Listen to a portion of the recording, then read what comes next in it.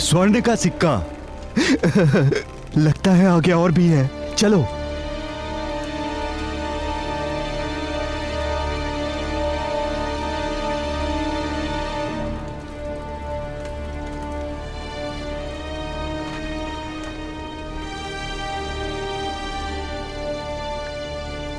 इतना बड़ा स्वर्ण और आभूषण का कोष, वो भी इस गुफा में।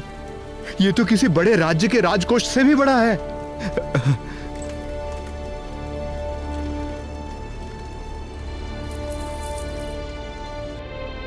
इतना सारा स्वर्ण का खजाना, इसे हम तीनों बांटकर राजा महाराजाओं की तरह रहेंगे।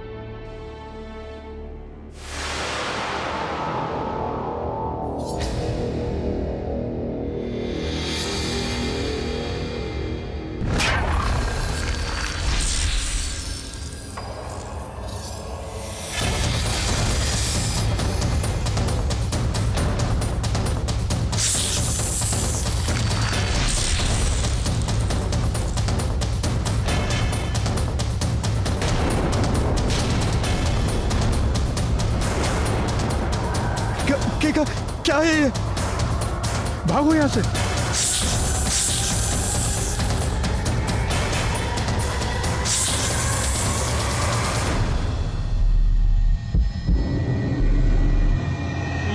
ये तो साक्षात मृत्यु है।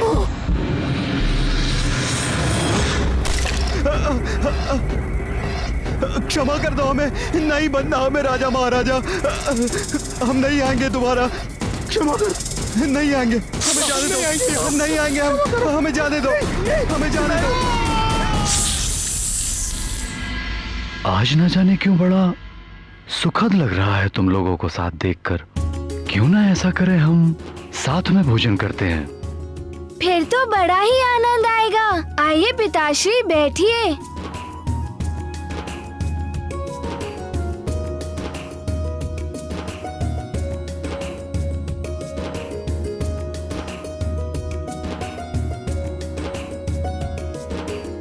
बैठ तो मैं गया, किंतु मैं भोजन तो तभी करूंगा जब युवराज मुझे अपने हाथों से खिलाएंगे।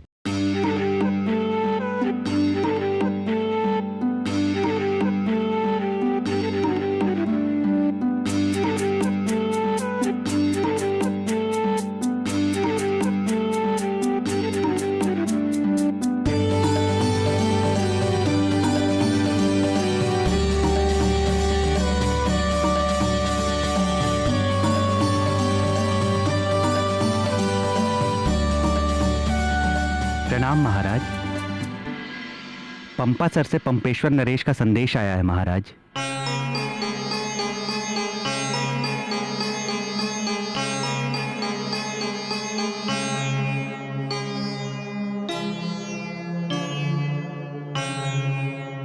महाराज केसरी, बड़े दुख के साथ सूचित करना पड़ रहा है कि मेरी पत्नी पंपासर की महारानी प्रभावती, जो प्रसव काल में थी, उनका कल रात्रि को पुत्र को जन्म देते समय प्रसव की पीड़ा से निधन हो गया। उनका अंतिम संस्कार कल किया जाएगा। बहुत ही हृदय विदारक घटना है। हाँ अंजना, ये तो बड़े दुख की घड़ी है। कैसा दुर्भाग्य है पंपासर नरेश का, और कितना अभागा है वो बालक जिसके जन्म लेते ही उसकी माता स्वर्ग पधार गई। ये सब भाग्य का खेल है स्वामी। हे भगवान का बहुत बहुत धन्यवाद करता हूं, जो अनेक कठिन परिस्थितियों के बाद भी मेरा परिवार सकुशल है, और मैं उसका बहुत आभारी हूं जो मुझे तुम जैसी पत्नी मिली और हनुमान जैसा पुत्र मिला। तुम दोनों के बिना तो मैं अपने जीवन की कल्पना भी नहीं कर सकता। तुम दोनों के साथ में जो सुख है, उसके समक्ष तो स्वर्ग का सुख भी तुच्छ है अंजना।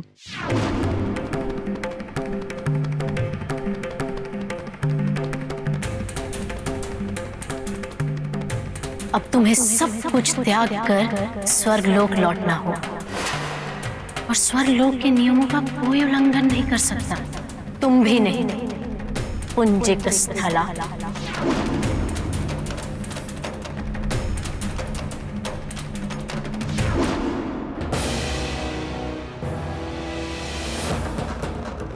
मेरे मोती है मेरा परिवार, मैं इसे बिखरने नहीं दूंगी। अपने परिवार के सुख के लिए मैं देवराज इंद्र का भी सामना करूंगी। देवराज इंद्र और उर्वशी कुछ भी कर लें, मैं अपने परिवार को छोड़कर नहीं जाऊंगी।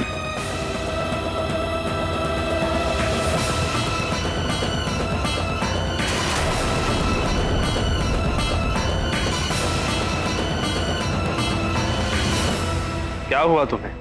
तुम्हारे चेहरे पर क्रोध क्यों झलक रहा है? पुंजिक स्थला कहाँ है? वो नहीं आई देवराज, उसके लिए आपके आदेश का भी कोई मोल नहीं है। उसने आपके लिए संदेश भिजवाया है कि कह देना देवराज से कि मां होने के सुख के समक्ष स्वर्ग के सुख का कोई महत्व नहीं है।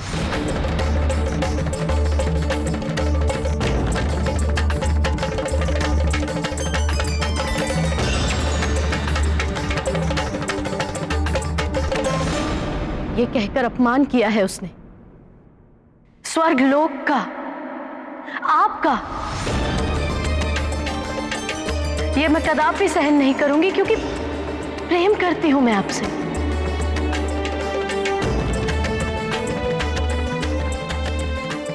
अपने स्वर्गलोक से प्रेम करती हूं। आपको स्वर्ग की महत्ता को बनाए रखना होगा देवराज। पुंजिक स्थला को वापस स्वर्गलोक में लाना ही होगा। हाँ, पुंजिक स्थला को स्वर्ग में वापस लाना ही होगा। उसने स्वर्ग के नियमों को तोड़ा है, हम भी स्वर्ग के नियमों का पालन नहीं करेंगे। अब हम सब अप्सराएं अप्सरा धर्म का पालन नहीं करेंगे। हाँ, हम भी अप्सरा धर्म का पालन नहीं करेंगे।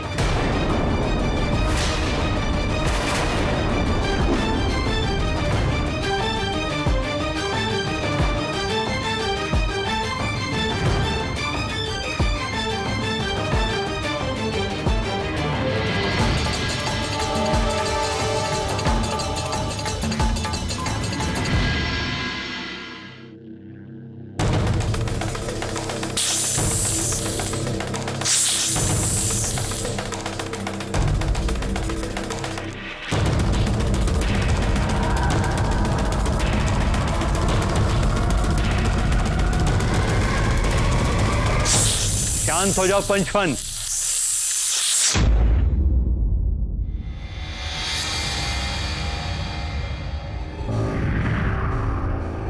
प्रणाम दैत्य गुरु शुक्राचार्य।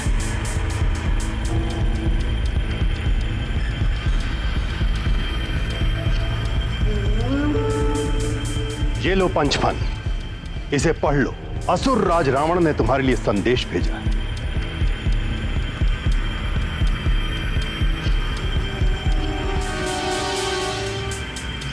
पंचफन, लंकेश रावण का आदेश है तुम्हें। सुमेरु में हनुमान नाम का एक वानर बालक है जो असुरों का परम शत्रु है। उसने वृक्षासुर और चक्रासुर को मार डाला है। उसे दिव्य वरदान दिए हैं देवताओं ने। सुमेरु में नियुक्त मेरे गुप्तचर अतिबल ने बताया है कि उसने सूर्य को निगल लिया था।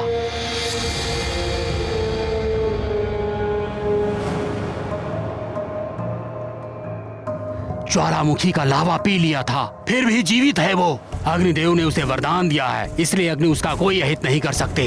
किंतु तुम्हारे विष का प्रभाव भिन्न है, इसलिए तुम उसे समाप्त कर सकते हो।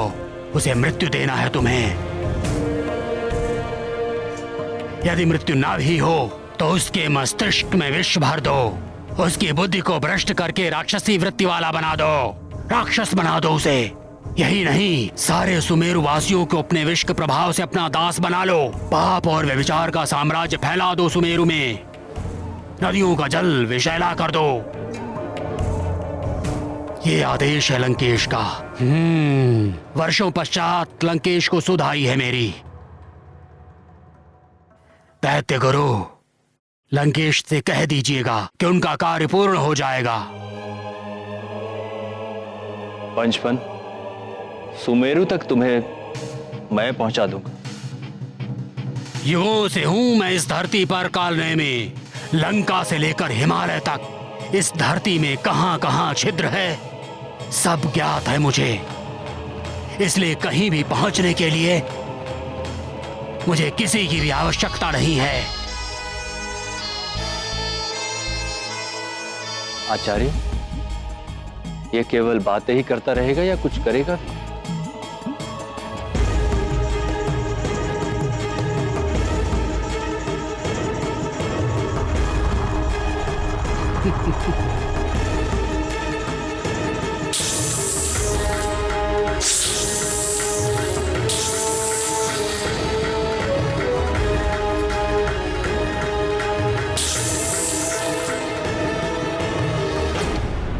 कालनेमी, सुमेरु जाकर अतिबल को सूचना दे दो पंचफन।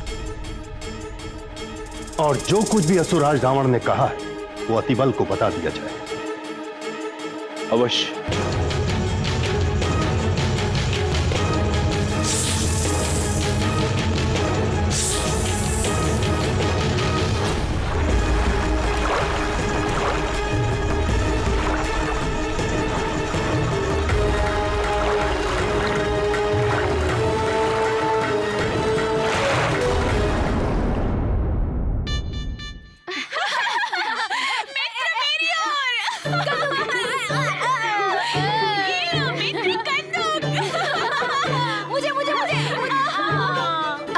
इसे पकड़ कर दिखाओ।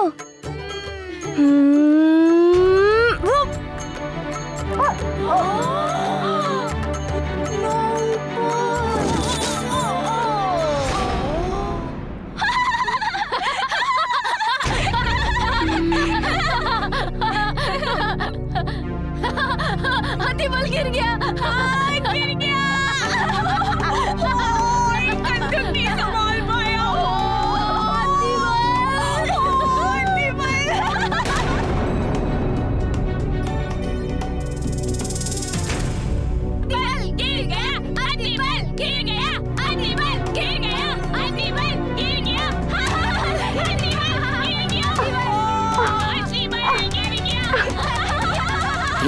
हंस लो और हंस लो। आगे तो मैं तुम सबको रुलाने ही वाला हूँ। तब तुम सब रोओगे और मैं हंसूंगा। बस करो मित्रों, किसी पर हंसना अच्छी बात नहीं है। अतिबल भी हमारा मित्र है। अरे हम तो क्रीड़ा में हंस रहे हैं। फिर हंस रहे मूर्खों। मित्रों, तुम सब क्रीड़ा में हंसो, किंतु किसी की विवशता और दुर्बलता पर हंसना उचित नहीं है।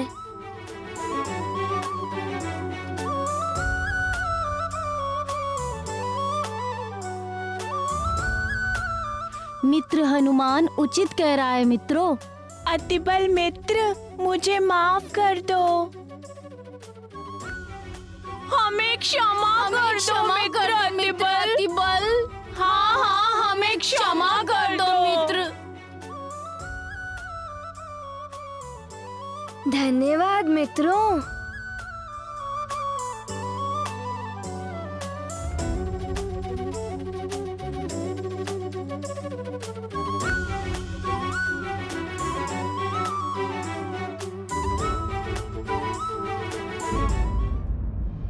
धर्म और आचरण की सबकी अपनी अपनी परिभाषा होती है।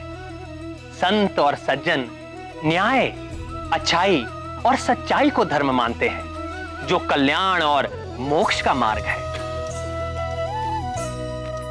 किंतु दुर्जन और राक्षस वृत्ति वालों के लिए विश्वमन करना, बुराई, अन्याय और व्याभिचार फैलाना ही धर्म है, जो वस्तुतः धर्म नहीं अधर्म है, अंधकार और पतन का मार्ग है। इन दोनों ही धर्म के युद्ध में विजय अंततः सत्य और न्याय के मार्ग पर चलने वाली की ही होती है। राक्षस राज रावण बालक हनुमान के मन को पंचफन के विष से दूषित करने की सोच रहा था,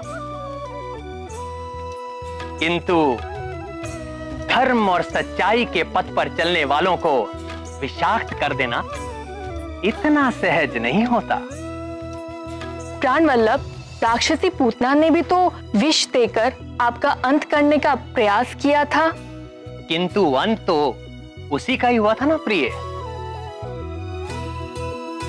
भीम को भी दुर्योधन ने विष देकर मारने का यत्न किया था, किंतु हुआ क्या?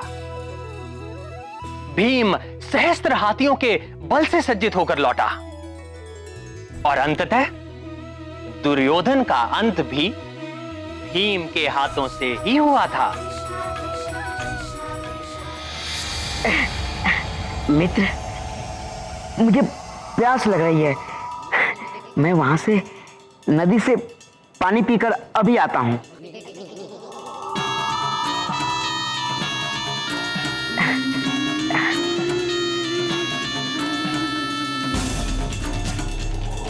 चलो हम सब खेलते हैं।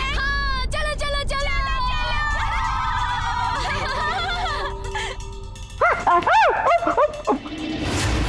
बल बला बल अति बल। लंकेश दशानन रावण ने महाबलशाली पंचफन को सुमेरु भेजा है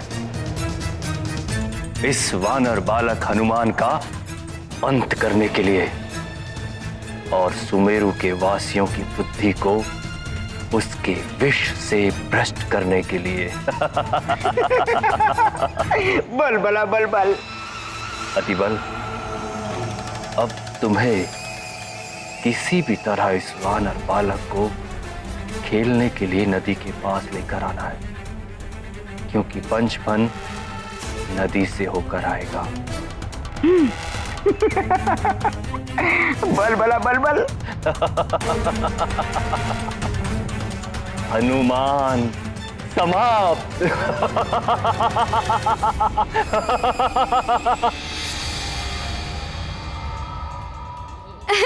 ये इधर इधर।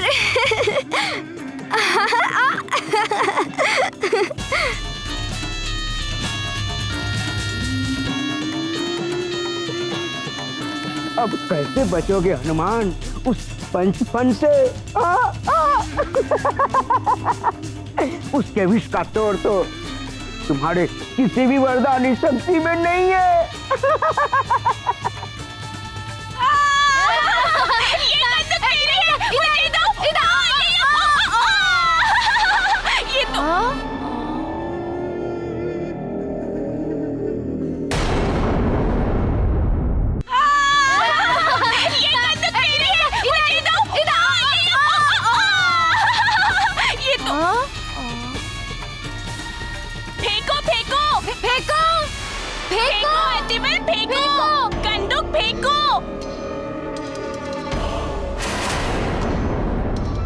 अतिबल, कंदूक को यहाँ फेंको, आ जाएगा। उछालो उछालो अतिबल। उछालता हूँ। हाँ उछालो। आ जाएगी कंदूक। किंतु कंदूक को तो कहीं और पहुँचना है। सोच क्या रहे हो? पूरी शक्ति से उछालो, यहाँ तक आ जाएगी। अब मुझे अपनी राक्षसी शक्ति का प्रयोग करना पड़ेगा। उछालो। बल बला बल बल। अब देखो अति बल का राक्षसी बल।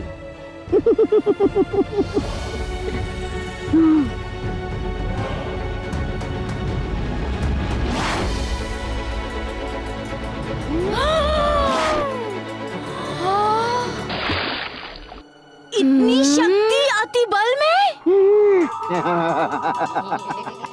इतनी शक्ति?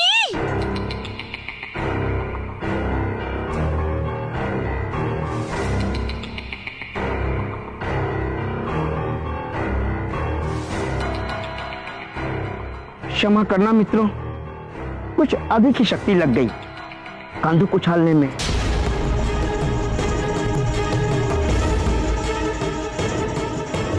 अब कौन उठाएगा उसे? बहुत दूर चली गई है।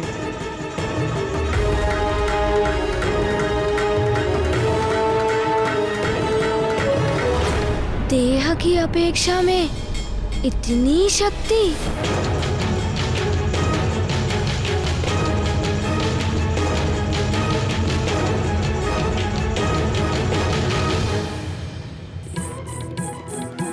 कोई बात नहीं, मैं उस बंदूक को लाता हूँ। हाँ हाँ, जाओ हनुमान, जाओ लेकर आओ। चलो चलो चलो चलो चलो चलो चलो चलो हाँ।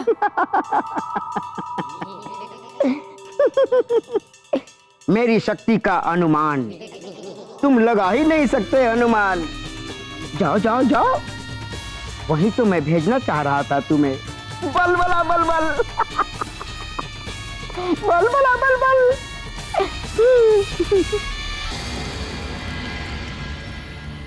न जाने वो कंदूक कहाँ गिरा होगा, कहाँ ढूंढे। कंदूक का मिलना आवश्यक है। चिंता ना करो मित्रों, मिल जाएगी कंदूक।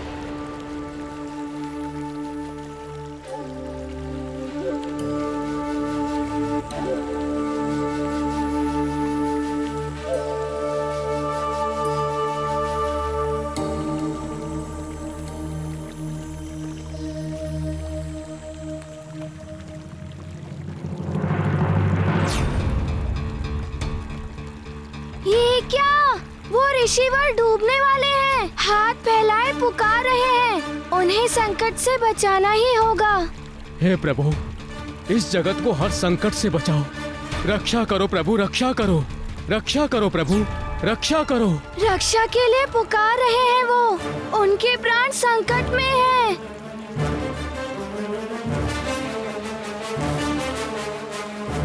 नहीं मित्र, वो ऋषि तो मैं युवराज हूँ सुमेरु का, मैं बचाऊंगा उन्हें। सबकी रक्षा करना मेरा कर्तव्य है।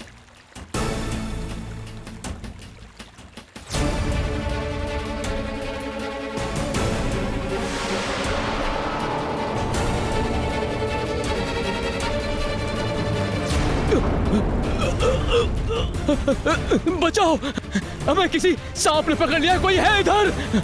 कोई है? कोई है?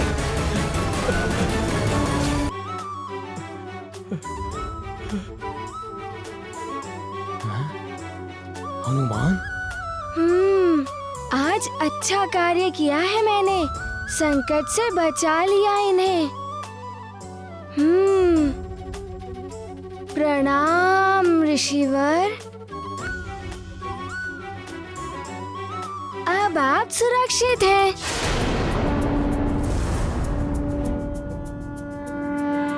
तुमने मेरा स्नान ध्यान भंग कर दिया, मेरी जलांजलि रोक दी। 12 वर्षों से जो मेरी तपस्या आज पूर्ण होने वाली थी, तुमने वो भंग कर दी। किंतु ऋषिवर, मैंने तो आपको। चुप ही रहो तुम।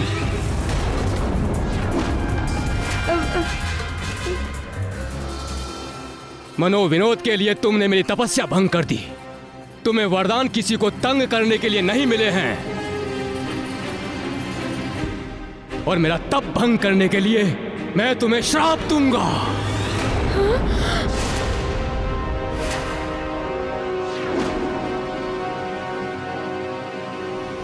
बल बला बल बल। अब तो हनुमान गया काम से अति बल। दे दो श्राप, दे दो। श्राप?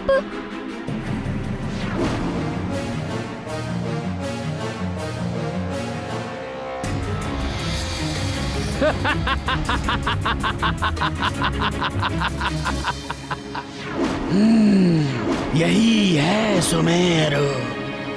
बालक, तुम्हें भुगतना होगा मेरा श्राप।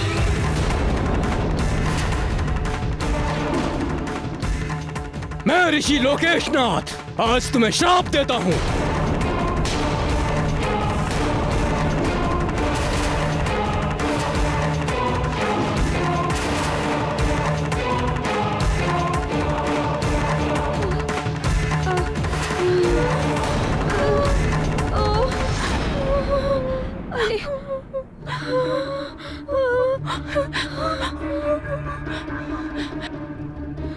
अरे ऋषिवर तो श्राप दे रहे हैं।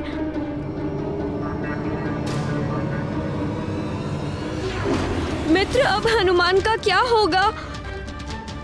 हमें क्षमा कर दीजिए ऋषिवर, हमें क्षमा कर दीजिए ऋषिवर, हमें क्षमा कर दीजिए, हमें क्षमा कर दीजिए ऋषिवर।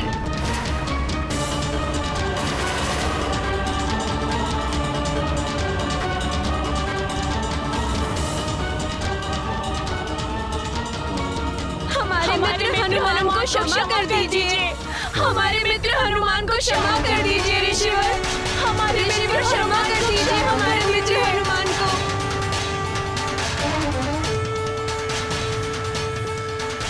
युवराज हनुमान अभी अबोध बालक हैं। हाँ ऋषिवर, क्षमा कर दीजिए उन्हें, क्षमा कर दीजिए इसे।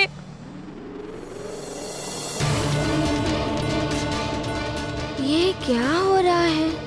ऋषिवर मुझे श्राप क्यों दे रहे हैं? ऋषिवर, मैंने तो आपको डूबने से। मित्र, क्षमा मांग लो ऋषिवर से।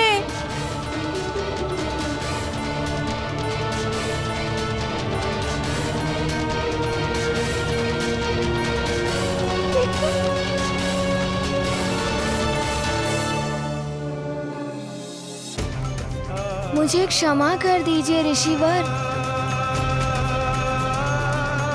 कदाचित मुझसे कोई भूल हो गई है। हाँ हाँ ऋषिवर, क्षमा कर दीजिए।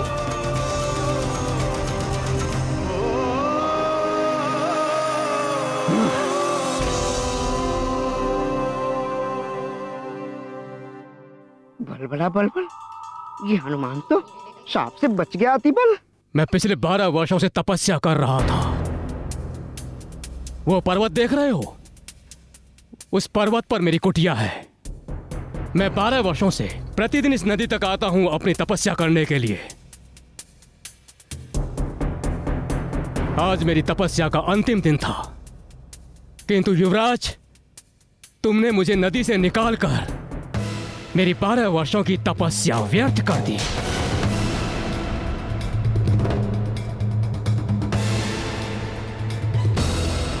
ये पंचपन कहाँ रह गया, कहाँ रह गया?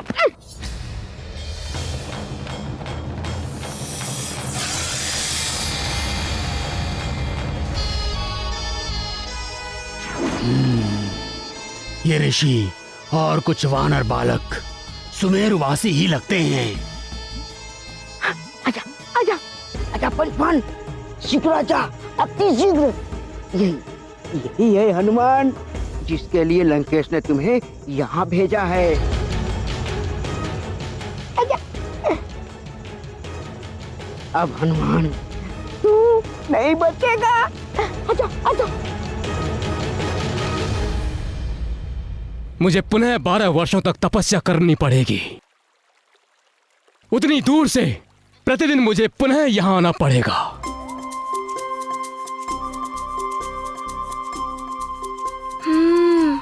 तो ये भूल हो गई मुझसे। अब कुछ तो करना होगा ऋषिवर के लिए। अपनी भूल तो सुधारनी होगी।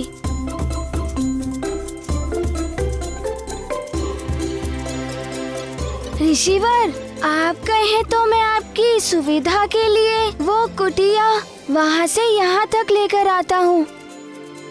तब आप यहाँ पर ही तप आदि कर सकते हैं ना? आपको वहाँ तक नहीं जाना पड़ेगा। ओहो, कैसे समझाऊं तुम्हें? मेरी कुटिया जहाँ है वहीं रहने दो। ऋषिवर, बताइए मैं आपकी क्या सेवा करूं जिससे आपका क्रोध शांत हो जाए? तुम चले जाओ यहाँ से, वही मेरे लिए सबसे बड़ी सेवा होगी। तुम चले जाओ बस यहाँ से। जैसी आपकी आज्ञा ऋषिवर, परंतु मैं तो आपकी सहायता करना चाहता हूँ। ओहो, तुम नहीं जाते तो मैं ही चला जाता हूँ। तुम्हारे पिताश्री से बात करनी पड़ेगी।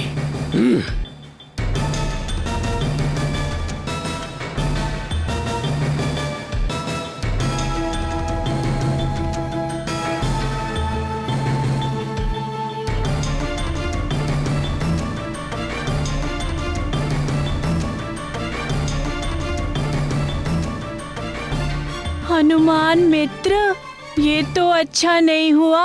अब वो पिता महाराज को सब बता देंगे। किंतु मैं तो उनकी सहायता करना चाहता था। चलो मित्र, घर चलते हैं। अब सारा खेलना तो व्यर्थ ही हो गया है। ये अतिबल कहाँ गया? लगता है ऋषि जी के क्रोध से पहले ही भाग गया। चलो घर चलते हैं। हाँ चलो चलो, घर चलते हैं।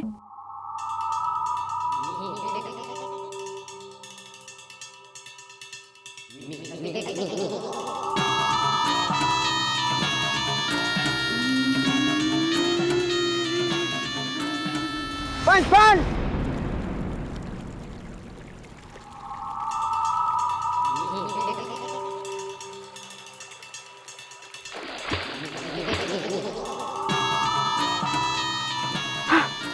पंचपन, मैं अतिबल, लंकेश रावण का गुप्तचर। तो मुझसे क्या चाहते हो? देखो, तुम्हारा और मेरा उद्देश्य एक ही है, सुमेरु और हनुमान का नाश। अच्छा। अरे अरे अरे अरे है बलबल,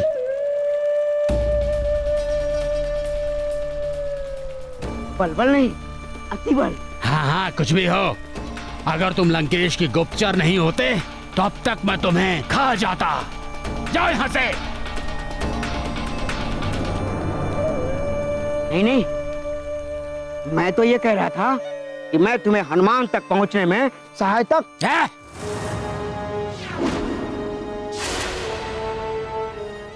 मुझे किसी से सहायता लेना अच्छा नहीं लगता,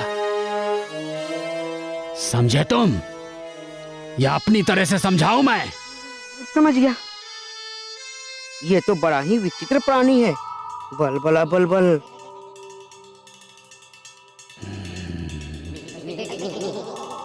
देखो देखो पंचपन, तुम्हें जो भी करना है एक योजना बना के करना चाहिए।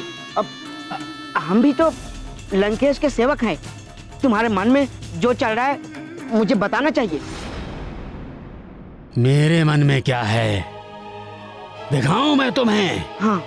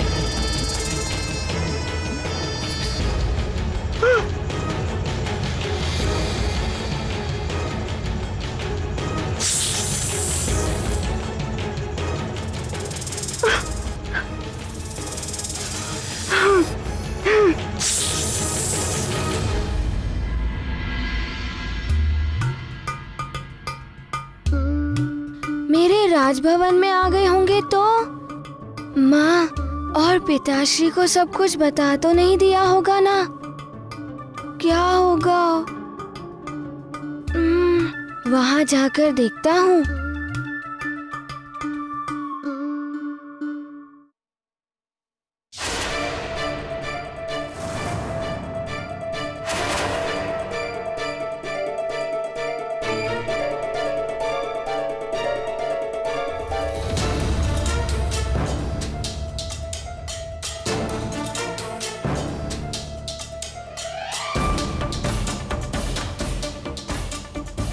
हमें सब ज्ञात है कि तुम कहां से आ रहे हो और तुमने क्या क्या किया वहां पे।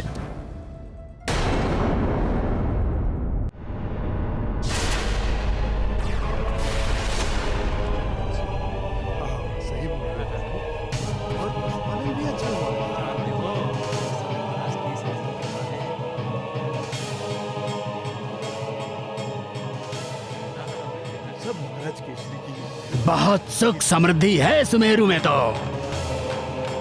सुमेरु वासियों, अब तुम्हारे सुख के दिन समाप्त होने वाले हैं।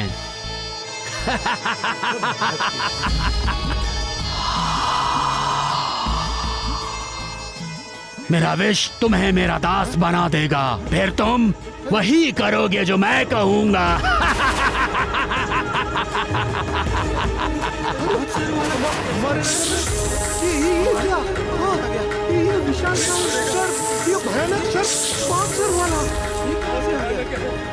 ये तो कोई मायावी असुर है।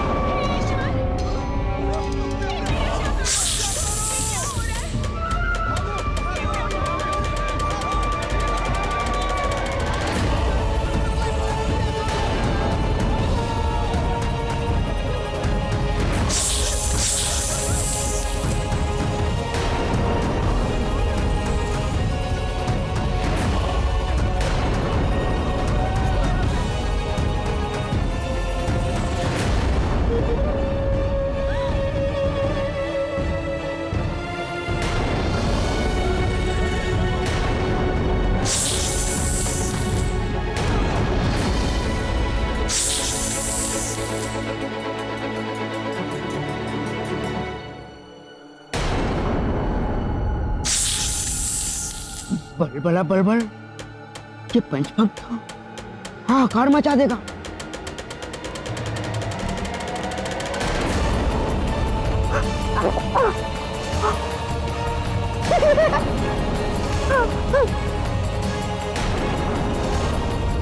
बड़ा बड़बड़।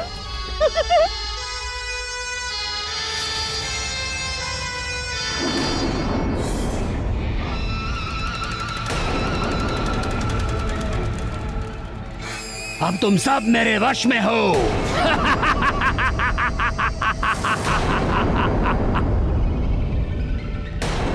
पिताश्री, मुझसे पुनः भूल हो गई।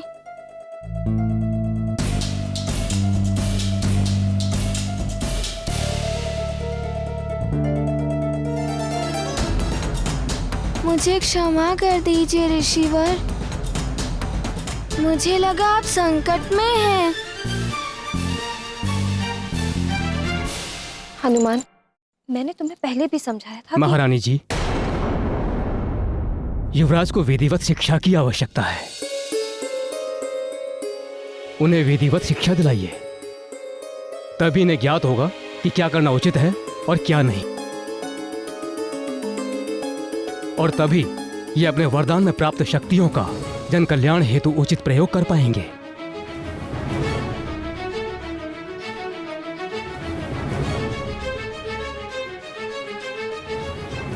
चलो हनुमान। प्रणाम ऋषिवर। कल्याण भव।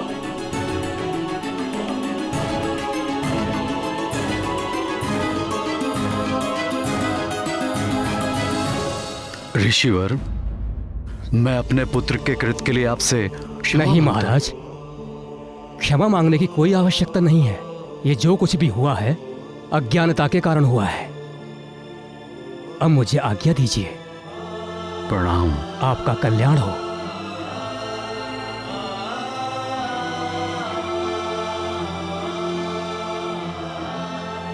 महाराज, प्रणाम महाराज। महाराज, हमारे नगर के समीप बहने वाली नदी एकाएक विषाक्त हो गई है। ये क्या कह रहे हो? ये कब हुआ? न जाने क्या हुआ महाराज, एकाएक सभी जलचर प्राणी मरने लगे हैं। नदी के आसपास का सारा जीवन शून्य हो गया है। नदी के जल से जितनी भी वनस्पतियां छू रही थी वो सब काली पड़ गई हैं महाराज। तब तो बड़ा अनर्थ हो जाएगा। चलो चलकर देखते हैं। जी महाराज।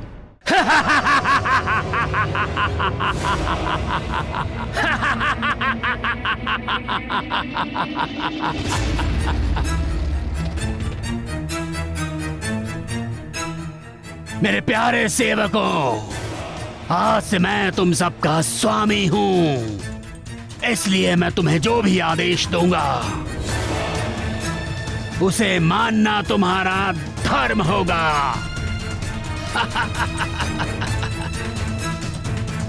तो जाओ जाओ, महामणिकुंड में जाओ, जो मेरा महाविष्कुंड है, और वहां जाकर मेरे आदेश की प्रतीक्षा करो। जाओ।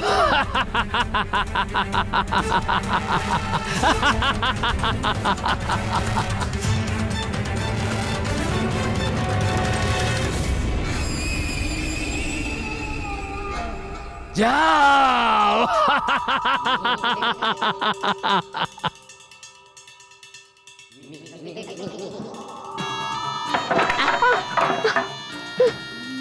मैं ऐसे क्यों चल रहा हूँ? मैं तो अतिबल हूँ। अब तुम देखना अतिबल, कैसे मैं इन सज्जन मनुष्यों को दुर्जन बनाता हूँ, कैसे मैं इन अच्छे मानवों को इन्हीं की मानवता के विरुद्ध अस्त्र बनाता हूँ। अतिशीघ्र देखोगे तुम।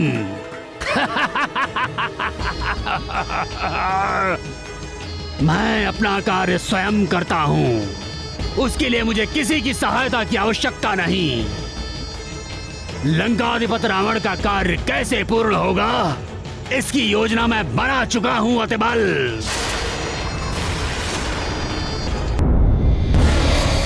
मेरे दास, मेरे सुमेरु के सेवकों, अब से तुम मेरी सेना के सैनिक हो। तुम सब पर मेरे विष का प्रभाव आरंभ हो गया है। शीघ्र ही तुम सब भी अपने विष से दूसरे मनुष्यों को विषाक्त करने के योग्य हो जाओगे, और उसके पश्चात तुम लोग जिस किसी पर भी अपने विष का प्रभाव डालोगे वो तुम्हारी तरह हो जाएगा, मेरा दास हो जाएगा। मेरा दास हो जाएगा।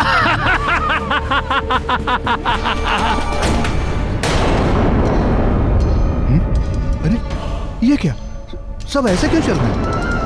हाँ? अरे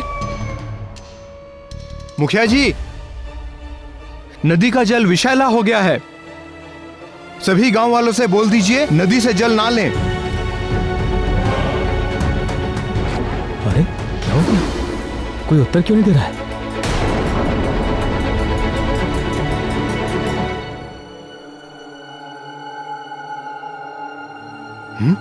कोई उत्तर नहीं। अरे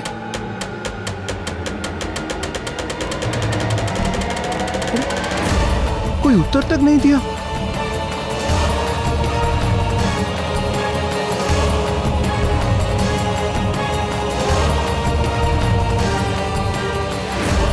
ये मुखिया जी और इन सबको क्या हो गया? अरे इन्हें बता दिया ना, अब छोड़ो इनको। चलो चलो, महाराज को बताते हैं। हाँ चलो।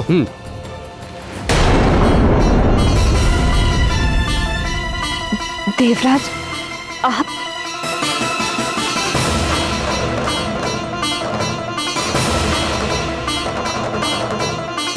कुंजिक स्थला, तुमने क्या सोचकर मेरी आज्ञा की अवहेलना की? क्षमा कीजिए देवराज, आपकी आज्ञा की अवहेलना करने की तो मैं स्वप्न में भी नहीं सोच सकती। ये सब मैंने इसलिए किया क्योंकि अब मैं मां हूं।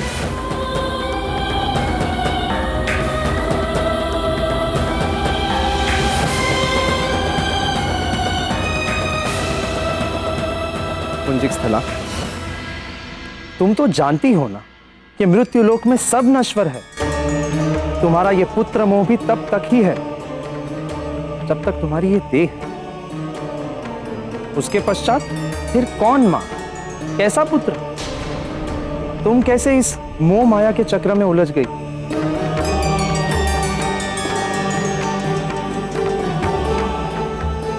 कुंजिक स्थला, तुम्हारे श्राप की अवधि अब समाप्त हो चुकी है और अब तुम्हारे स्वर्ग में लौटने का समय आ चुका है।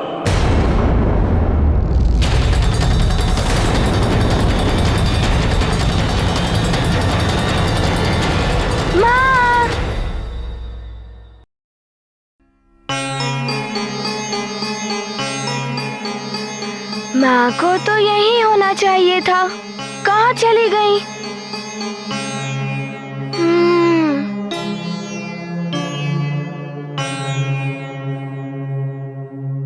चलो, मैं तुम्हें ले जाने के लिए आया। नहीं देवराज, अबोध है मेरा हनुमान, मेरे बिना एक पल भी नहीं रह पाएगा।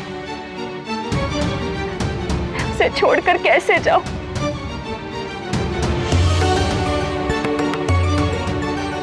पुंजिक स्थला, स्वर्ग संहिता तुम्हें यहां और रुकने की आज्ञा नहीं देती, और स्वर्ग के नियम कोई नहीं तोड़ सकता, इसलिए तुम्हें चलना ही होगा। नहीं देवराज, ऐसा मत कीजिए। बिना बताए चली गई तो सब समाप्त हो जाएगा। मेरे विच्छोह को कोई नहीं सह पाए, कोई नहीं।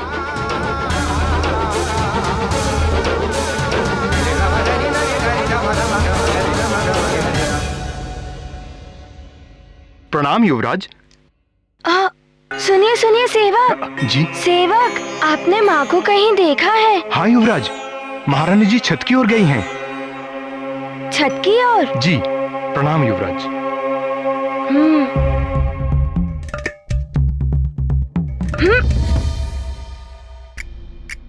माँ ने कहा था अत्यधिक आवश्यकता हो तभी शक्ति का प्रयोग करना। पुंजिक स्थला, ये तुम्हारा पुत्र मोह ही बोल रहा है।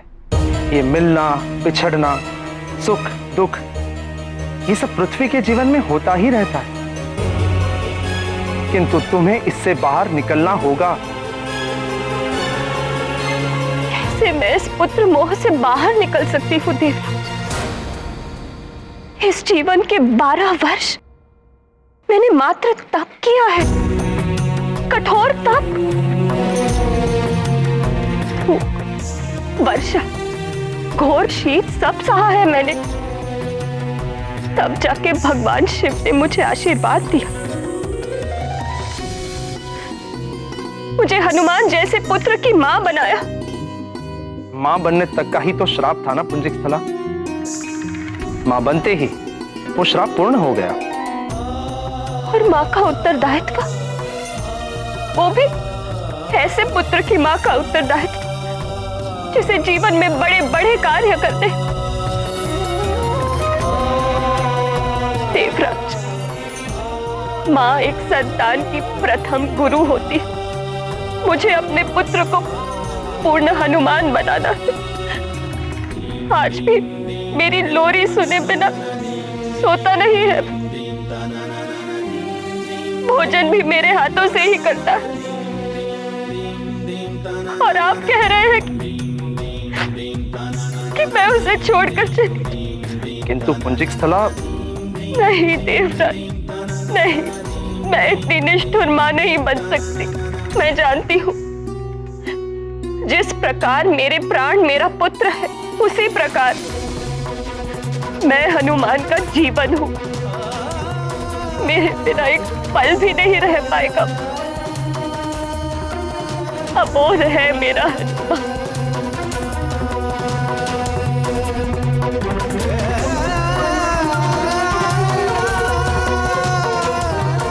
पुंजिक स्थला, हनुमान हो या केसरी हो, श्राप की छाया तो उन पर भी पड़ेगी ही, क्योंकि वो तुम्हारा परिवार है। रही बात स्वर्ग के नियमों की, तो स्वयं महादेव भी इन नियमों को नहीं बदल सकते।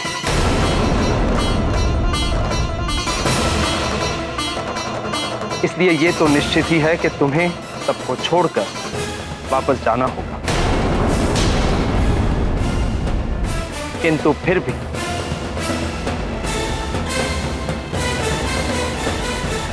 हनुमान के लिए मैं तुम्हें पूर्णिमा तक का समय और देता हूं।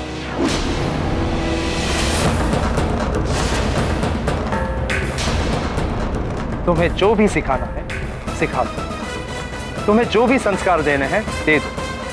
किंतु इतने कम समय में? इतने ही समय में तुम्हें जो भी करना है कर लो। पूर्णिमा के पश्चात तुम इस पृथ्वी पर एक क्षण भी और नहीं रह पाओगे।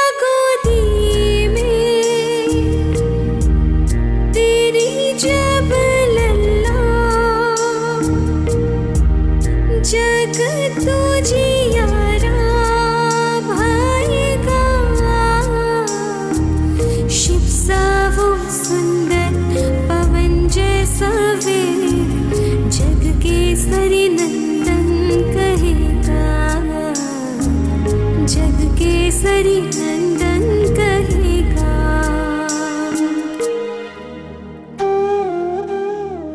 माँ,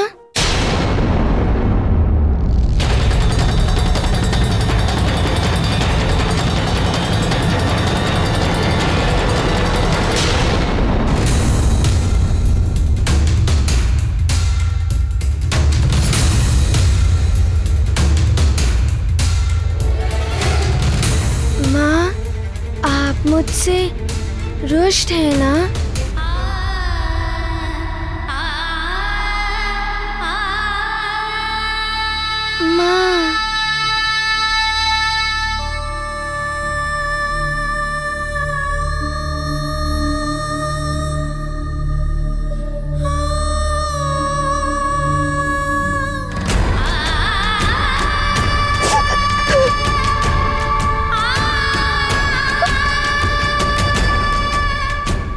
माँ, मुझसे पुनः भूल हो गई।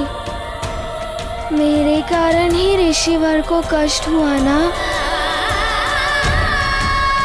माँ को मैंने पुनः पीड़ा पहुंचाई। पूर्णिमा के पश्चात तुम इस पृथ्वी पर एक क्षण भी और नहीं रह पाओगे।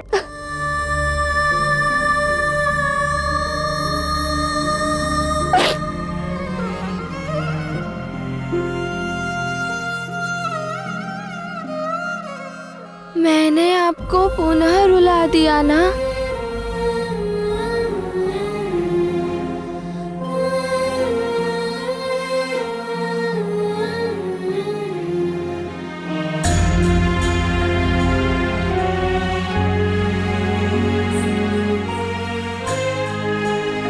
माँ, मेरे कारण ही आपको दुख उठाना पड़ रहा है ना? आप रोइए मत, नहीं तो मैं भी रोने लगूंगा और मुझे रोता हुआ आप नहीं देख सकती ना माँ?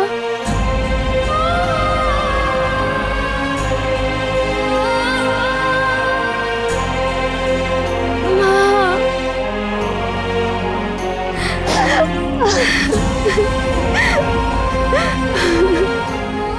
तुम कब बड़े होगे मेरे लाल? कब बड़े होगे? बड़ा होना है? लो अभी हो जाता हूँ।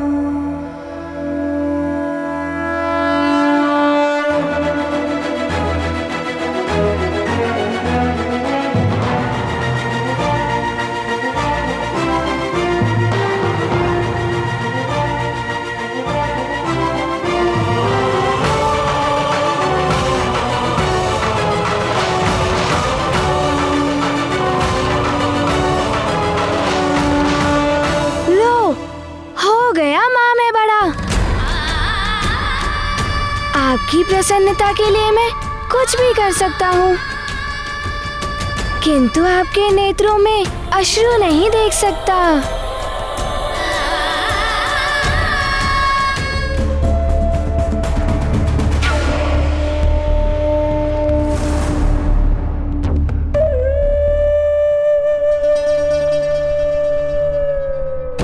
तब तुम सब नगर पर आक्रमण करोगे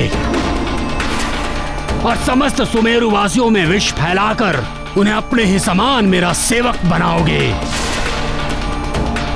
तब तक तुम सब यहीं पर रहोगे।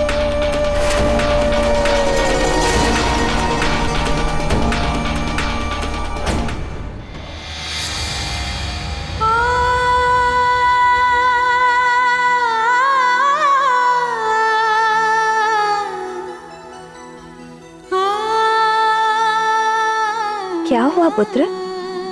नींद नहीं आ रही है? नींद कैसे आएगी माँ? कहीं आप फिर से पहले जैसी दुखी हो गई तो?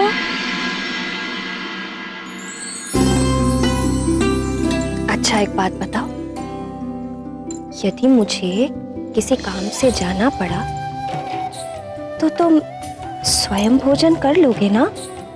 किसी को तंग तो नहीं करोगे?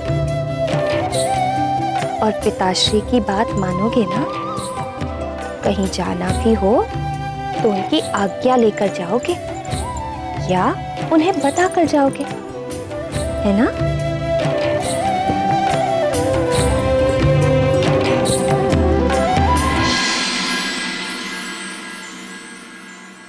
किंतु आप जा कहाँ रही हैं माँ? जहाँ जहाँ आप जाएंगी वहाँ मैं भी आऊँगा। मैं आपके बिना एक पल भी नहीं रह सकता।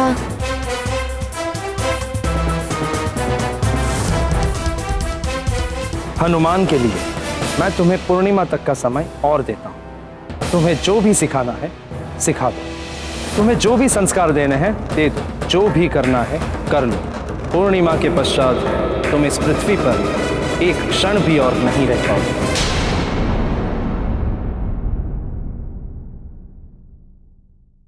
पुत्र, बहुत बातें हो गई, चलो सो जाओ।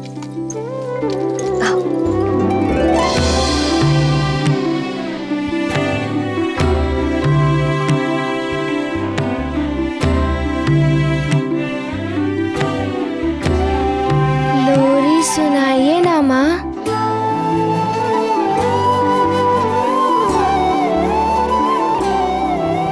पुत्र, कब तक लोरी सुनकर सोया करोगे? बड़े हो गए हो तो युवराज बन गए हो, अब तो लोरी के बिना सोया करो।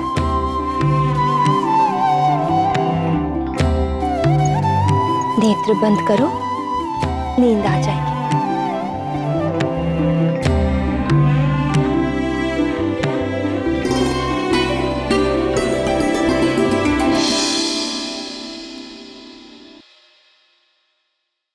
अब ये सब तो सीखना होगा तुम्हें पुत्र।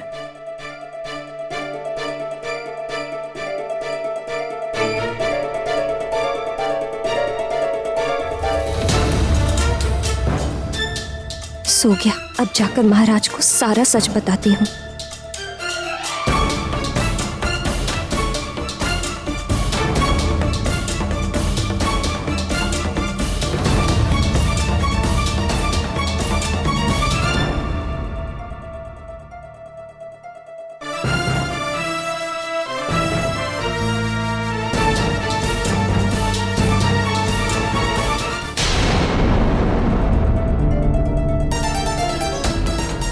महाराज बैठक में है, कोई विशेष मंत्रणा चल रही होगी।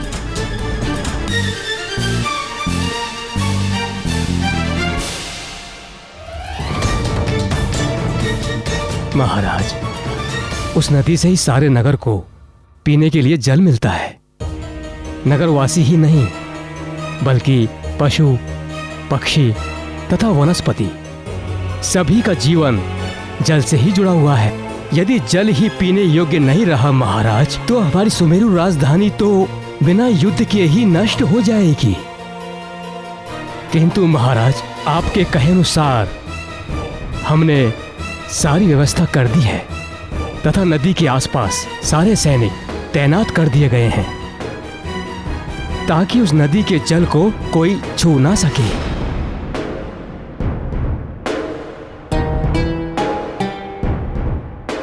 किंतु हमें पूर्णतः सचेत रहना होगा। जब तक नदी का जल पूर्णतः स्वच्छ नहीं हो जाता, तब तक नगरवासियों के लिए जल की वैकल्पिक व्यवस्था भी करनी होगी। इसके लिए आप कुआं खुदवा दीजिए। किंतु महाराज, कुआं खुदवाने में तो अधिक समय लगेगा।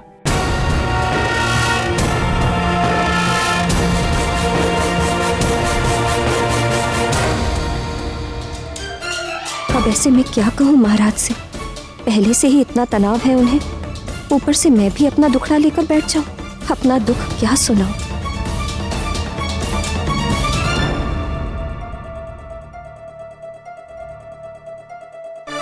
मैं एक युवराज हूँ, मुझे भी कुछ करना चाहिए।